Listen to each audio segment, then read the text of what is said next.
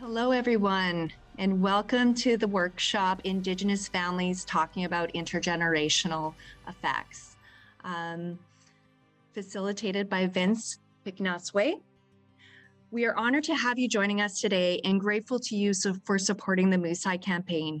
My name is Ronnie Novotny, and I work with the Moosai campaign as the Government of Canada lead.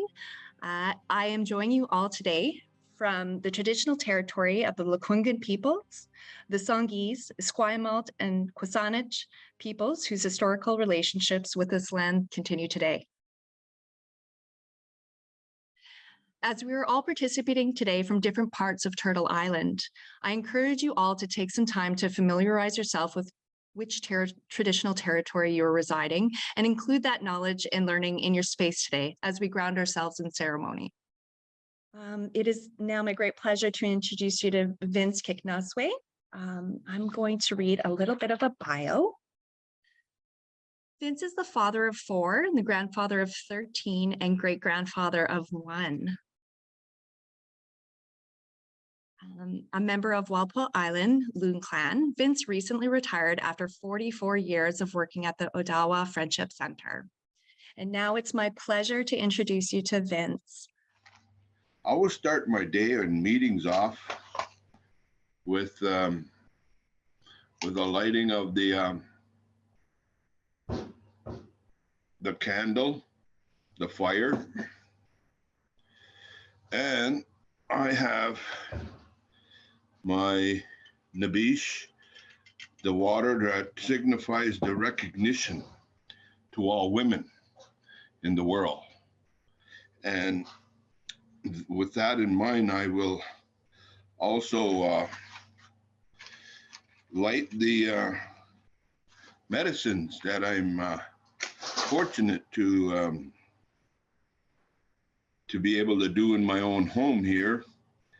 Some hotels and some institutions and if we're outdoors permit us to use the burning of our medicines here.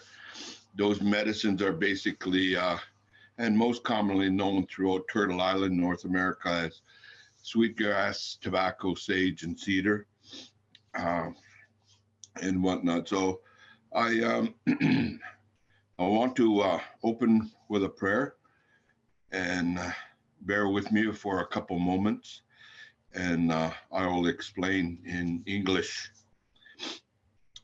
Bonjour, Ani. Kijamanadu. Kiwanzint Indigenous Amon Dudem. Na Kiwanzint na Bikajwan Anishnabek na Potawatomi Dunstaba. Kijamanadu Kiwanzint Indigit Miigwich. Jesus. Kijamanadu Miigwich. Kijamanadu Miigwich Ishpimi. Kijamanadu Kiwanzint Indigit Miigwich. Nimku Jesus na Kijamanadu. Kiwanzint Indigit Miigwich Kokimikwana. No. Anishnabek Mon na Kiwanzint Indigit Miigwich. Anishinaabe Piwan na Miigwich Kijamanadu. Kinagagayo go gas shitu in ya. Miigwich na Mashumas Jesus na. Gizi biwasi yas shien na nungum. Miigwich. Nakumas di bigizis na. Miigwich kokmikwa minti an na bimazuin. Creator, I acknowledge this territory that I am in and to all of the territories that you are from. To this territory that I walk and I am in, I acknowledge the Algonquin First Nation peoples here in the Ottawa region. I give thanks, Creator Kijamanadu, for all that you have created. I give thanks to our grandfather son who today, and hopefully all over the country, here to our grandfather, the sun that has brought us that light and that warmth. I acknowledge the shining of that light onto us and the new birth at this time of the season called spring, and the blooming here in the Ottawa region of the leaves and the buds. I give thanks to our grandmother Moon Nimko Gizis and Dibigna as she came full circle here in our country last Friday. And I watched each night as I offer those prayers to our grandmother and to all women. I thank you to Mother Earth, Skokemekwa, who at this time of the season that is giving new birth to life. And we look at within our own selves. I ask to all participants and and those viewers that we look at Bimodzuin, that good way of life for all of us. So we say, with all that in mind, miigwech to the four directions and all the four colors on earth. The beach na indicate miigwech na shkuda nama miigwech. So I have smudged, as you may see in your cameras, the lighting of the medicines. It'll burn till it's completed. And that's the one thing fortunately with virtual at home, I can do that and whatnot. So with that in mind, I give thanks to the Moose Hide campaign for this opportunity and to share a little bit of what I know of who I am and that intergenerational trauma that we face in today's society and whatnot. So we're so grateful that we have people out there in in our communities that have taken it upon themselves to be able to recognize what it is that we wish to look at in terms of decades of intergenerational trauma that has affected us and how we have come together and who we are today. So I'd like to start out with a way of life of knowing what a part of who I am. Very briefly, I will I give thanks for the introduction. Some may emphasize or state or say in their opening to me as an elder, I'm not an elder. I'm a grandfather and I'm a great grandfather and I'm learning. I My parents and grandparents, aunts and uncles went to residential school, and I was deemed for it. But my grandmother went to chief and council and brought to their attention that what she went through in residential school, she didn't want me or my brothers and sisters to go through that. So we end up going through the 60 scoop, and I'm a member of that, and also the Indian Day School, and also the hospitalization. I spent many a days and weeks through my younger generation of hospitalization and causing me to have some failure in my education. And later on in life, I realized that education is an important part, not only from a traditional or a way of life and whatnot, but I look at education today as an important role for everyone to become aware that if we realize the elements that we have individually, whether you're Indigenous, red, yellow, white, or black, from any of those nations, you have these abilities. And so does all of creation. Creation made it possible, made it available to all small living creatures, to all two, four-legged, to the winged within the air world, and to those all within the water world. They all have these abilities, and you all, as participants and viewers, have these abilities. And this is what I didn't know, but now I do, and I've implemented and instilled and live that way of life. And that is simply what I see, hear, smell, speak, taste, and feel. We all have those. And until I realized and gave thanks to that, a lot of things have changed in my way of life. I don't and will not criticize or say anything negative towards my biological family members that went to residential school. I love them all. And within our community, not to sound as if I have anything negative to say towards the religious denominational faith, because it exists today within not only Indigenous communities, but in whole. So we within our the community that I'm originally from, Bikajwan First Nation, we have several religious denominational faiths, and one or the other of my relatives belong to one or the other of those denominational faiths, and I've got to learn that I can love all of them, no matter what they believe in. So these are just some of the elements in life that I become aware.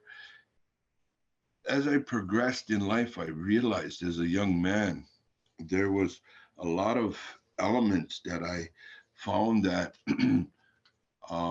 some of the statements made to me and brought forward to me was that men don't cry, and men have to hold within their inner feelings, their sensitivity. And these are some of the elements that I had to become aware of. That's what I heard, and I thought, I thought it was normal, and then that I could apply my power and control as a man, the hierarchical perspective of what I've learned and what I've seen through going through public and elementary and into my early year of high school. I seen that hierarchialism, that perspective of male power and control, and that dominance. And I thought to myself later, I'll get to that momentarily, but I realized I was going through um, that way of life, and for some reason or another, the repercussion of that effect, that I was being abused, and I started to retaliate by abusing others. And I thought, no, it didn't feel right for some reason or another. And I was grateful for my grandmothers.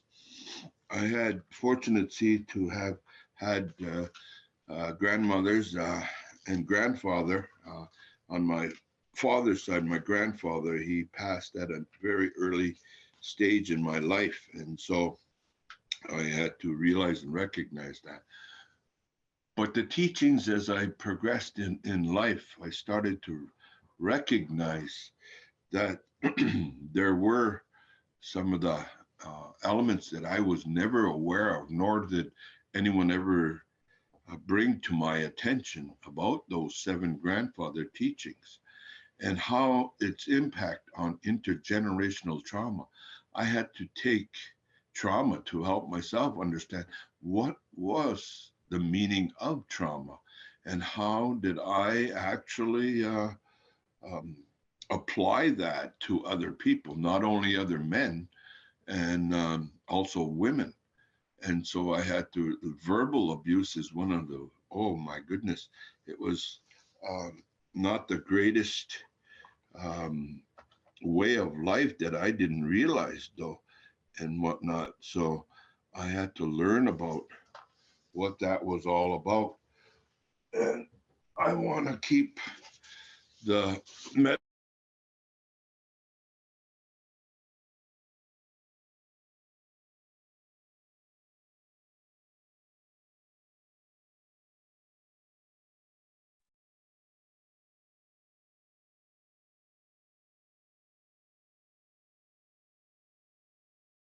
Vince, I think you muted yourself by accident.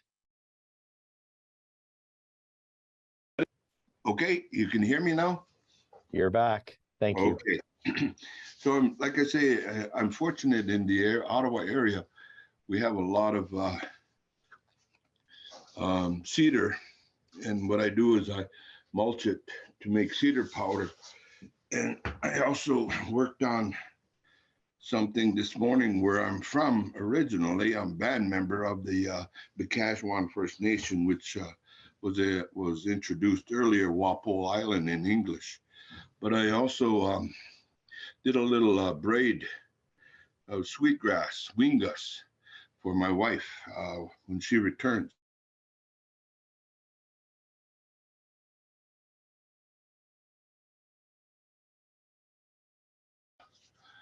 That lifestyle, I didn't realize that I was abusing. I had to learn about what those abuses implementing, how I was presenting, how I was doing that to others. And until it was brought to my attention about the many, many types of abuses, then I got to sit back when I heard someone say, take some time to be a little patient, to apply your one ability of listening, of using your ears to listen. And so that's when I decided to take that tobacco, that Sama, and I have, over the course of over 35 years, almost 40, I had made my initial effort when I heard a gentleman, an elder, a grandfather, um, mention the stories and the teachings and whatnot. Oh, somebody's working nearby outside me, so you may catch the sound of power saws.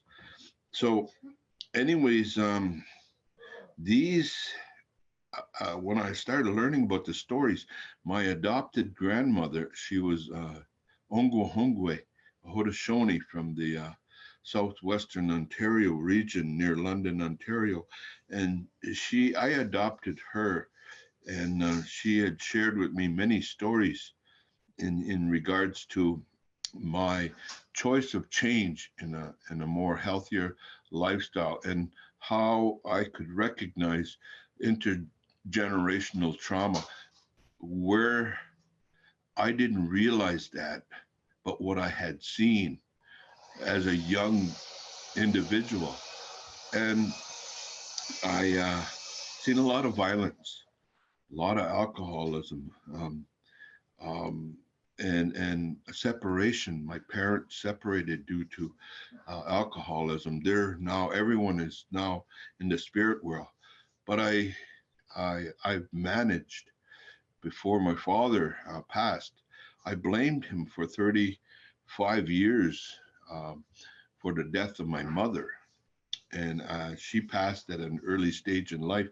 And I didn't realize that it had an impact on me and why I was being abusive to other young boys, like physically getting into fist fights and verbally calling people down, others, and not realizing that, but also doing that to female. So I didn't realize that. Wow, I needed to make some more healthier choice of changes in my life. So as the different grandfathers that crossed my path, I began to recognize, as my adopted grandmother had shared with me, listen with your ears after you've passed that tobacco. That's one of the medicines. You always give. You give something, and the spirit world will, in return, give back to you. And that's where I started to recognize many things that have occurred. And in today's lingo or language, they would look at when I share things with other men in men's circles and to some of my parents, grandparents, Um, and to some of my aunts and uncles, they kind of looked at when I would share a little bit of the choice of change that I made. They would say the ceremonies that I began to enter into, that it was phenomenal, it was unbelievable, and that oneself could not endure or go through some of the ceremonial procedures and the protocol, etc., for some of these ceremonies. And I thought, no, that's my choice because I was a full blown cross addicted um, alcoholic and drug user. And I had to realize that wasn't a way of life when I decided to begin to have children come into my life, my children. And I thought, no, we're here for a purpose and a reason, and that's to provide that recognition. This one wonderful woman from British Columbia I met many, many years ago, seen the choice of change that I made, and she gave me a quilt pattern. And I'm not sure if you're going to be able to recognize it. The imprint of a father remains forever on the life of a child. That's a quilt that I have placed over my side of the bed. And I see that every day. And it reminds me of my past 40 years ago. And I say, thank you, Miigwech, for me being who I am today. So I'm so grateful that I've made that choice of change in my lifestyle. And this is what I now do as best as I can today is provide insight to counseling and sharing circles here in the Ottawa region. And I look at some of the ceremonies I've been fortunate at an early age when my mother passed. As I had indicated, I blamed my father for the death of my mother for 30, 35 more years or so.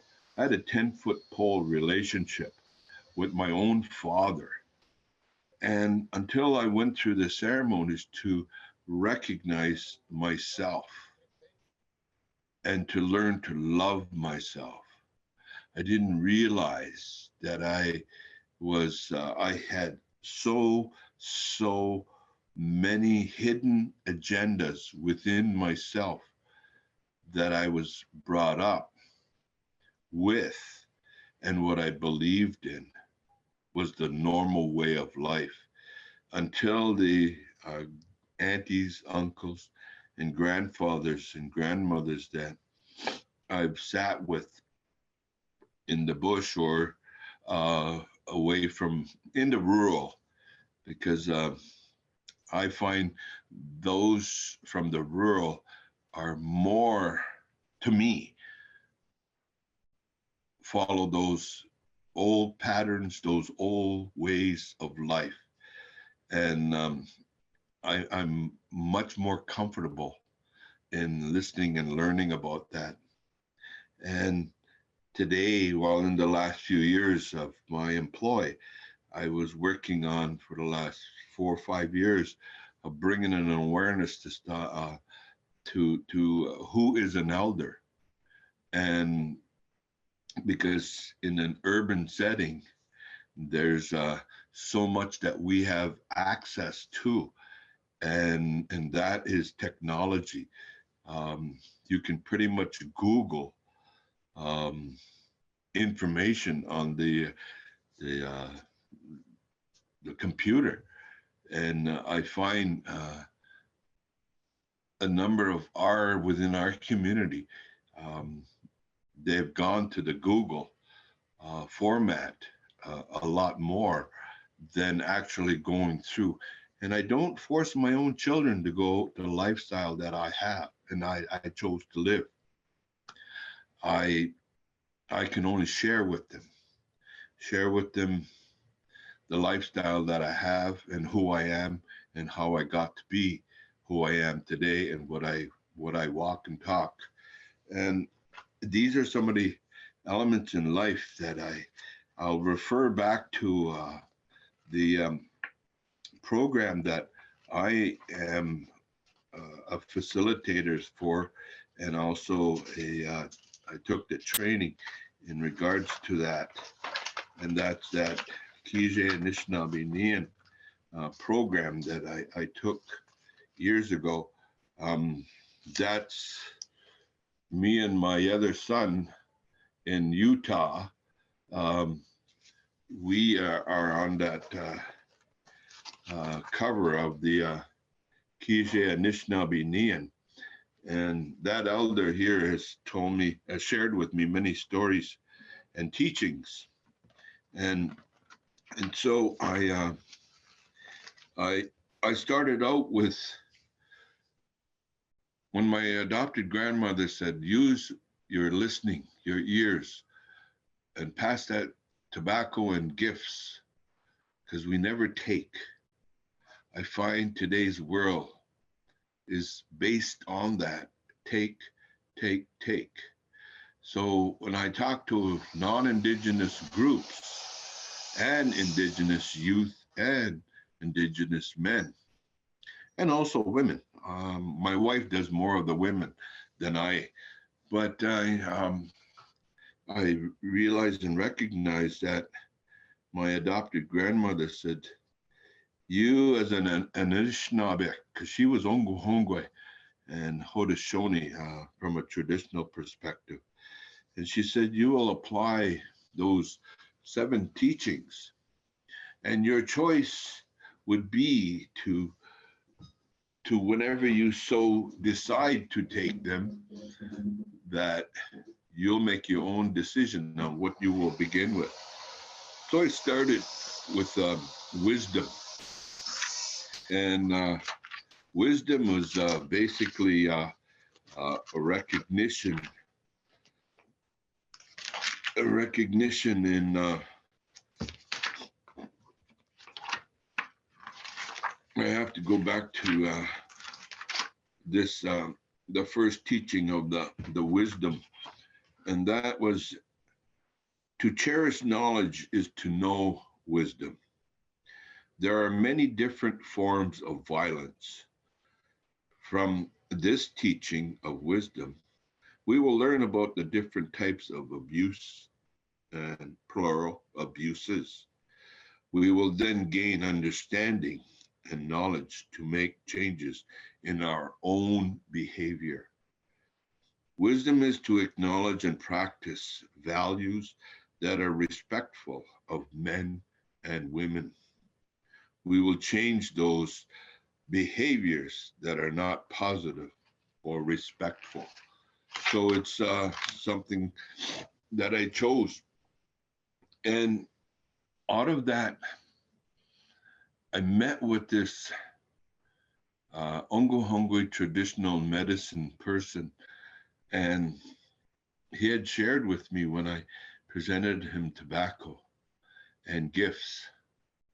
And he said, when you do make that choice of change, you'll recognize you're applying those grandfather teachings, but in a good way. So I like I said, I chose to recognize that wisdom of where that wisdom comes from. That wisdom is a part of listening to your grandparents, your mother and your father. And it's for those who were a part of the 60s scoop and taken early in their life, those that they were brought up with, how to have respect for them and whatnot. So the second teaching was love. That was a difficult part for me. I didn't know what love meant. And to love is to love. To know love is to know peace. And again, I had a normalcy thought that by me applying my physical, that I could gain power and control through that method. But to know peace was to treat everyone in a good way. So to live with love is to show kindness and respect to others. And that's something I had to learn about and how to apply that within my own self. I had to learn to love and be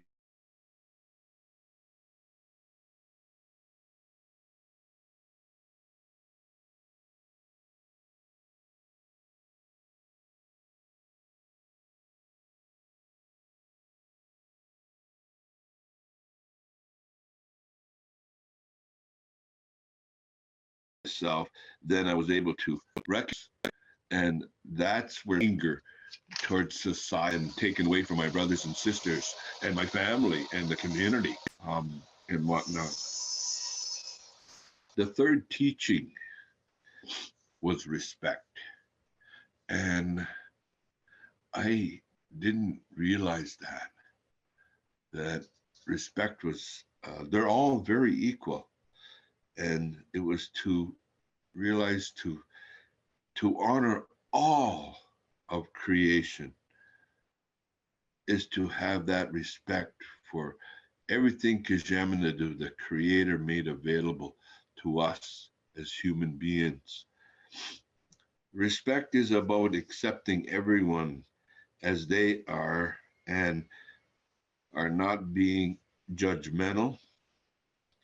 It is about listening openly and being patient to the stories and the teachings that our grandmothers, grandfathers, aunties, and uncles share with us, and to listen in a kind-hearted, sensitive way to our women, and to recognize everyone has feelings, and to recognize boundaries, who they are, and having that connection to understanding the respect for their boundary, their space, and whatnot. Respect is about safeguarding women's dignity and individual rights. These are some of the areas that I talk and share with my own children. My grandchild is only a little over 3 now. And I always go back to our grandmothers and grandfathers to tell us to honor and respect everyone and everything that Kajamanadu Creator made available to us, especially ourself. And to realize we also have our own personal boundaries, and the right to be respected in return. I remember this elder many, many decades ago shared with me about the fact that I had an aura, and I didn't realize and I asked him, what is an aura? What's an aura? It's your energy field around you, and that's what people see on you and sense. And that's something that I began slowly to learn about. And I thought, oh my gosh, how can I exemplify? How can I increase that recognition to my aura? And they just simply said, continue on in your way of life and what you believe, and having that respect for others and yourself and to everything in creation. And in return, those that have gone on before I into the spirit world will return in some way or some form a recognition for who you are today. And I guess that's something I'll add as I had indicated earlier in the picture of my son. Again, that's him there. He's living in, I can't do that properly, but he's living in Utah, United States, and he married a wonderful woman from Rocky Boy First Nation or tribe. The Americans have a different recognition than we do in Canada as First Nations people. But he had said to me, how is it that my aunties, all his aunties and uncles, my brothers and sisters, have gone into the spirit world, and I'm the oldest. I have one brother still alive, and I have one aunt. But I said, I don't have an answer for that. But I will offer those prayers as I do each and every day, and as I will today to all you viewers and all you listeners and all you participants of the Moose High campaign. I promote, as you can see, my little moose hide. And people ask me about that. And I pass that out to others, the little statement that comes along with the moose hide.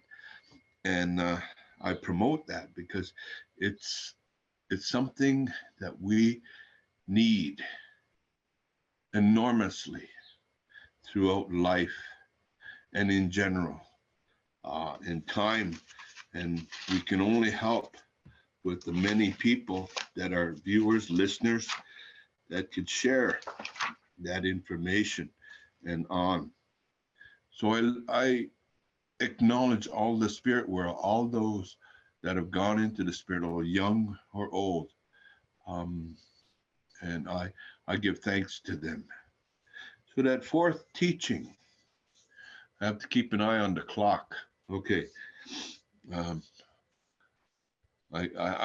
noticing here with all the beautiful breeze I have coming in my window and listening to the birds. That fourth teaching is bravery. Bravery is to face the foe with integrity. The best I could explain in regards to integrity was and it relates to another teaching in the seven grandfather teachings, and that's honesty, moral uprightness, a wholeness within yourself, and a completeness of when you recognize where you are and the sensitive feeling that you have for yourself and for others. Bravery is that courage. Courage and bravery are needed when you begin to challenge and speak out against men's violence against Aboriginal women and family members. You can practice positive role modeling to other men and boys and walk your talk with integrity. My youngest son, some of you may have heard him. He's well known throughout the world now. He's a young speaker at 19. He was at Rome when the Pope was, they went there earlier this year, or was it last year? I can't remember. But he's a TikTok person, and he's a role model. Right now he's in Alberta at IndieSpire. He, at the age of 16, he received the IndieSpire Award as the youngest Indigenous person. And he's there as a presenter this week and whatnot. And that's Vince Kicknosway. You can easily Google him, the land, and whatnot. So it's these are some of the things that we look at. In the fifth teaching is honesty. And as the previous teaching had stated, on bravery, there was honesty mentioned in there. Honesty is facing a situation, is to be brave. And there are a lot of times I remember and recall in my younger years that men, like I do believe I mentioned earlier that I was taught that men don't cry. Men are to internalize the pain and whatnot. But I was abused by older siblings, friends, older men, um, and whatnot. I didn't seem to fit in, or I thought I was trying to fit in. And these are our own people through alcohol and drugs. And I was almost choked to death at one point in time. And if it wasn't for a couple of women that came to my aid, they brought that awareness to that man that was felt a little jealous about um, my appearance and whatnot within the group setting. And so these are some of the elements that I had to start to realize and recognize where I was going, and that I had to look at being honest with myself and whatnot. So it's some of these are are very important, and you have to take in mind that I had earlier mentioned that my teachers, and in particular my Ongo Hongwe teacher, she said that, and also the other medicine person had said, whenever I chose to apply these 7 grandfather teachings, that I was to do them within the cycle of 1 year, 4 seasons. And so it took me 1 year each year for 7 years. And this is where I find my personal note was that some of the men were finding it a little too stern for me to share some of that way. And I explained that to my own children, that I chose that. I explained that to my grandmother before she passed into the spirit world. I said to her, "You no longer need to worry about me. I no longer use mood altering substance. I'm living a healthier lifestyle. You may not approve because it's a non-religious way of life, but a simple way of life from our own indigenous customs, practices, and beliefs and language." So it's something that I had to start to recognize, and I share that. I'm going to share a little quick story. In my introduction, I said in my language my Anishinaabeg name, and that's Kiwazeets. And I remember one of the elders sharing with me about 4 decades ago that they were bringing forward a recognition of the importance of learning your clan system and who you are. And so I said there was an introduction of Anishinaabeg names. So I said, I don't have one of those. So I went to my grandfather. And my grandfather was not brought up with this way of life. He wouldn't accept the tobacco. He wouldn't accept the gifts. So I brought him food instead. And I brought him strawberries. And this is something that I recognize that's one of our medicines. And so I fed him the medicines, and I said, would you accept these strawberries for a name in exchange? And he said, it doesn't have to come right today, but in time, I would like an Indian name, an Anishinaabeg name. So he said, okay. So I came back to him months later, And he came up with a relative 4 generations back, and his name was Kiwazins. And I asked him, what? Okay, that's fine. What does that mean in English? And he says, oh, I only have a grade 3 education. I am self-taught. And so he said, the best that I can say is it's a little old man. And I was, at that time, I wasn't little. I was a huge kind of young guy. And I wasn't old. And so he said, in time, you'll learn about what that means. And that leads me on to this sixth teaching, humility. Humility is to know yourself as a sacred part of creation. Humility is about having sensitivity towards others, respecting their way of doing things, and listening to them. It means having self-awareness of personal strengths and limitations, and knowing you have the capacity for growth and change. I'm a change maker.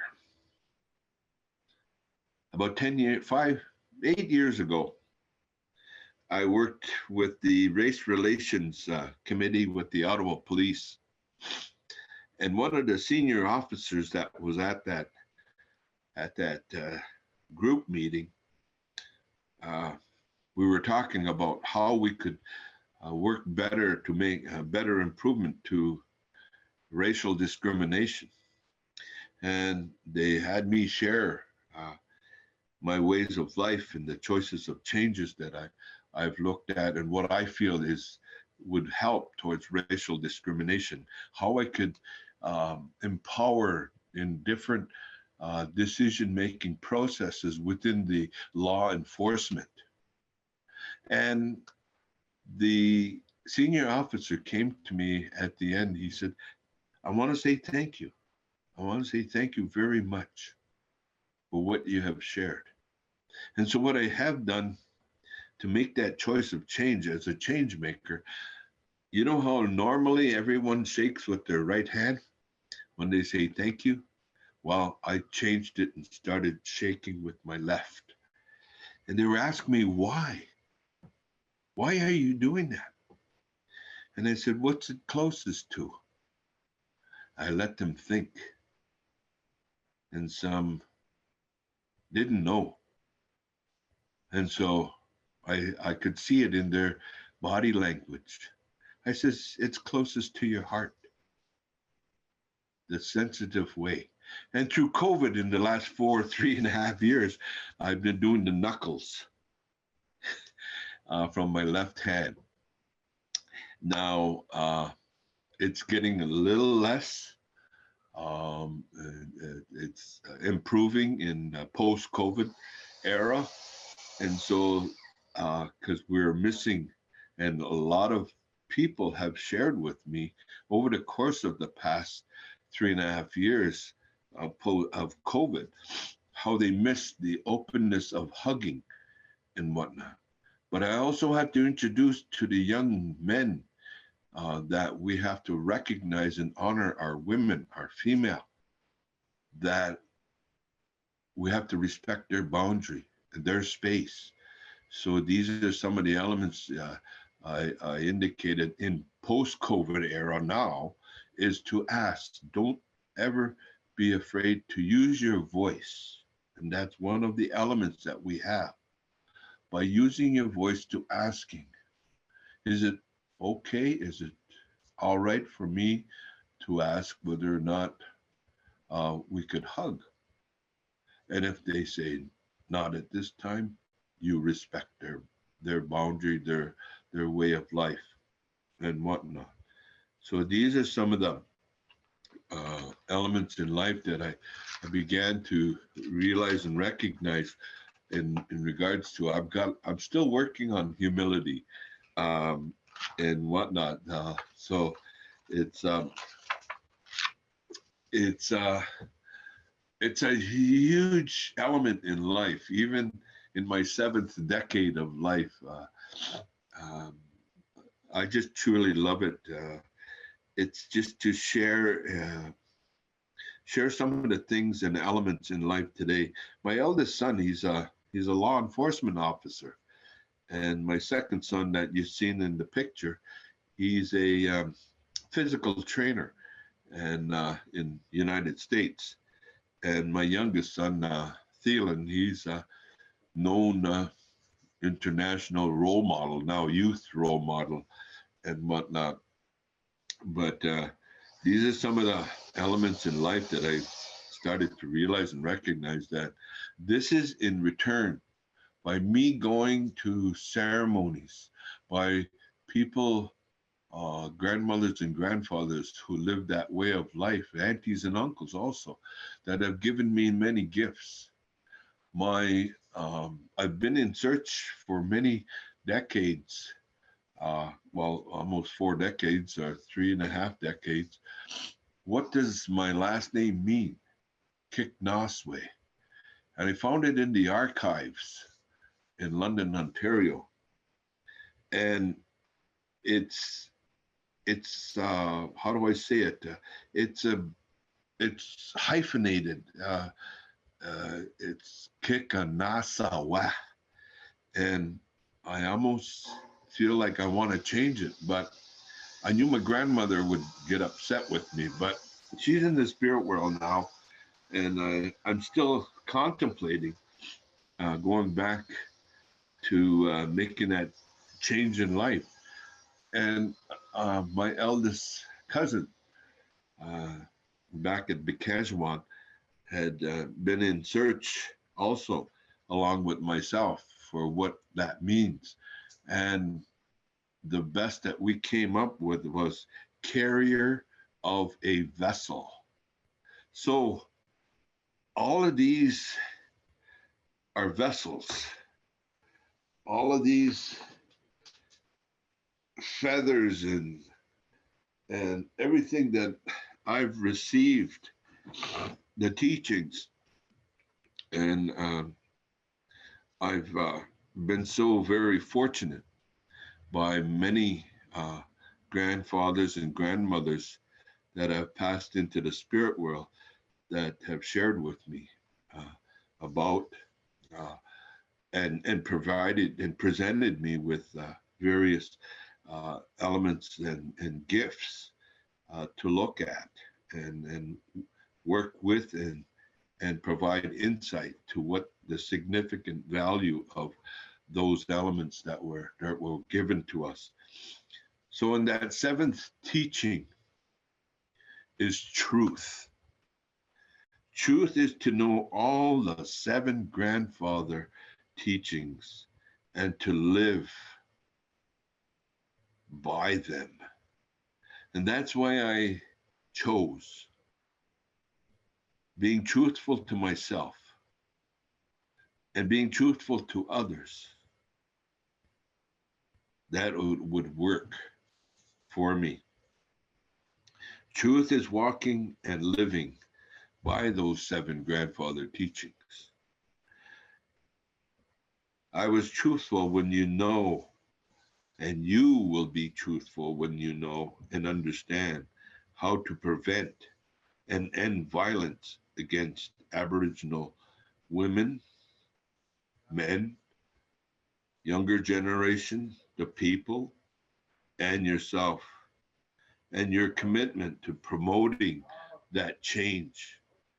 Moose Hide Campaign is that part of life that we will begin to realize and recognize that we as viewers, listeners, participants, educators, facilitators, we will take that time and willingness to learn to listen. Use those seven elements.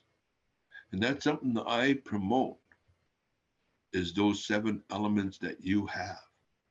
that again is simply what you see, hear, smell, speak, taste, and feel. Those you have, and so does all of creation, have those. And these are ways of life that we can start to look at and improving the quality of lifestyle for that intergenerational trauma. And I wanted to share just a little statement that I came across in my pamphlet, in my book that I received when as a trainer facilitator in the Kiji Anishinaabe Nian. It's realizing and recognizing that as a young person, as a young man, that I had, like I had mentioned, there were my biological parents and family members went to residential school, and my brothers and sisters were all part of the 60 scoop and whatnot. So it was like realizing that. But men have a choice to use violence in a way of maintaining power and control. And it's not only within themselves, but that's that understanding of hierarchialism, because it still exists today. But to grant you, there is some changes, because I see today men pushing baby buggies. And I had realized I am a part of that. And I have to be, so that my children understand that, and my grandchildren and whatnot, that I listen to our women, so that they, for that I won't cause no havoc or misunderstanding and whatnot. In a men's life experience, I have about 4 minutes left before I maybe have some question queue, and maybe if you've sent a question, and I'll try to answer. I don't say I have everything. No, I don't. Violence is not only about the power of men over women. It is also comes from men's own life experiences and fears. For some young men, the use of violence is a way of proving to themselves and to those around them that they are real men. Raised by fathers who may have attended residential schools or Hey, Ariel. sorry, or who do not know how to nurture or show affection. Some young men grow up unable to feel what others feel. A bunch of assholes. Okay. Unable to be empathetic. Sorry, I have to speak up. Someone is not muted and you said something very offensive. Please mute yourself. I'm sorry, I don't mean to hurt or harm. No, sorry, I don't mean you, Vince. Another guest was interjecting and wasn't on mute. Oh, okay. Yeah, and like I say, I am not with any intent mean to hurt or harm anyone's thoughts or feelings. It's something I chose to realize and recognize that this is something of importance for me to bring an awareness for men and young men to make that choice of change in life, so that they may realize and recognize, a more respectful way for women and girls, LGBTQ, two-spirited, and to young boys and children. It just, you see it on the media all the time, and this is something we can only pray. And so we are able to, if you do not have that feelings for others, then you may want to consider. And that's something my Ongo Hongo grandmother said. You may. She never told me, because residential schools tell you this is the way you have to do it. But she said, say, if you so do, you may want to consider May empowers your own decision-making process and whatnot. And I realized that later. And that if I didn't have that feeling towards others, I may more likely commit violence, or others may commit violence, because you are not fully aware of the damage you are doing to others for what you say. Physical, verbal violence is so detrimental, so hurtful, so harmful. Many young men are taught to suppress their emotions. They have been taught that feelings make them weak and feminine. Oh my gosh, you know, it's like, no. It's like we need to bring an awareness to creating a balance and then a better understanding in our own personal way of life. Moosai campaign is promoting that essential element and recognition to what that is. Feelings are a part of being human. When we try to suppress feelings, they often reemerge in the form of aggression and violence. Many young men grow up witnessing violence in the home or directly experiencing violence themselves. So this is where I had mentioned when I realized that I was being choked by an older male, I began to apply that aggression, that retaliation to other guys my age and whatnot.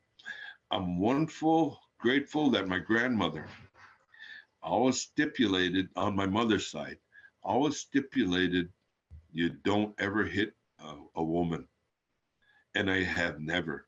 And this is something my wife, when I share with her today, is that lifestyle that I chose to live and learn. She's very appreciative. And these are some of the things that I now share with my boys. My eldest daughter, she sadly is in the spirit world. It's something my wife and I we recognize, but the drug world took a part of her life and took her into the spirit world. So these are some of the elements. It's now, you're 3 hours behind me, so it's almost 11:30. It's still morning there. And we had indicated 75 minutes, if I'm kind of correct. So I'll share a story if you wish, but I'll open the floor to any comments if anyone wrote in at this time. So Vince, I'll read out the questions to you. Okay, so Suzette stated, I would like to know how Vince defines empathy and also if he believes empathy can be taught. I work with children and families in the community. Yes. Again, it's like, to me, is realizing your feelings, the sensitivity of recognizing that, but also realizing and recognizing sympathy.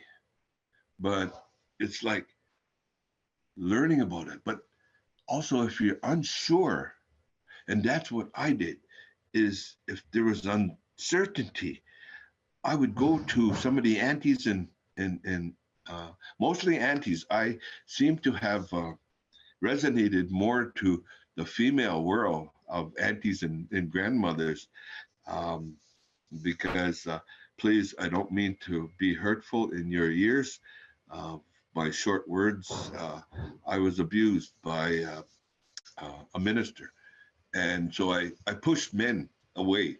So I went to the aunties and the grandmothers more, and being more sensitive and understanding my sensitivity, and in realizing if you're unsure of the empathy or sympathetic, then go and use your voice and ask.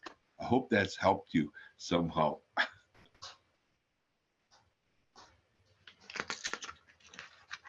Okay, next question is from Christine. What kind of world do you want to surround your grandchildren and great-grandchildren as they grow older? Role modeling. As long as you as an individual begin to realize and recognize what you want, you learn to love yourself, your aura, your energy force will exemplify, will brighten your way of life.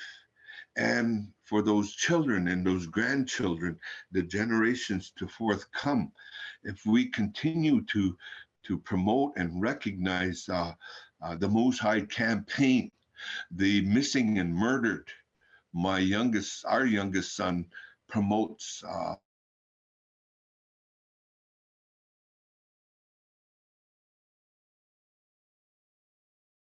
Ottawa and Gatineau at a park where one of the women that to different communities and bringing an awareness and stopping violence of missing and murdered Aboriginal, Indigenous women and girls. So these are some of the things in life intergenerationally. If we begin to become aware of what that trauma is and that traumatic experience that we may individually have gone through, and that's something I had to go and take is trauma training, both my wife and I. And so it's like being awareness, as long as you are able to emphasize within your own family dynamics and home life, your children and your grandchildren may use their voice, as long as you emphasize that they have to utilize that ability. Never be afraid to ask. I don't have all the answers, and I explained that, but by using your voice and not being afraid, and if you're unsure, then go to some of the rural, Indigenous aunties, uncles, grandmothers, or grandfathers. And this is something, if you're unsure of, within your own living communities, there more than likely are organizations like friendship centers. There's 100 and some odd friendship centers throughout Canada. So by utilizing some of those resources, you may become aware of who you may approach to inquire about that intergenerational trauma or experiences that we hope that we can eliminate or bring to a better understanding. Hopefully that's answered that.